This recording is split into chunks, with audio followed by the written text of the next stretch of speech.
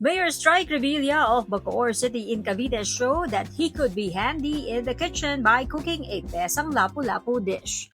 Uunahin na natin ilagay ang, siyempre, sibuyas.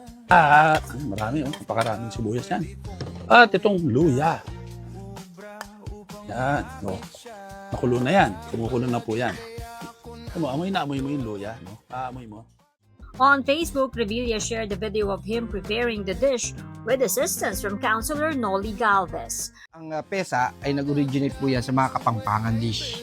Talaga? Opo, leso siya ng Mga tinatawagan ka na ng asawa mo. Pinauwi ka na. Oo, kasi nakita niya yung paborito niyang ulam. Revilla said he is no chef and still learning to cook and is willing to collaborate with the experts. No, alam mo, hindi tayo chef, diba? Gaya na sinasabi ko sa inyo. Ako'y para lang din ho, nagluluto, nag-aaral pa rin. Kaya kung may mga chef dyan na gusto makipag-collab sa atin, pwede tayo. Punta lang kayo dito. O, turuan nyo kami. The Politico is on chef mode every weekend as Bacoor implements the 4-day work week.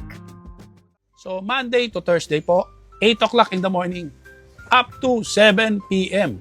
ang city government ng Bacoor. Pero pwede ko kayo magbayad kahit Friday, no? May cashier po tayo sa treasury. Yeah. So, syempre, yung mga health center po natin, diretso po ang mga health center natin, hindi po sila kasama sa 4-day work week, yung health centers natin.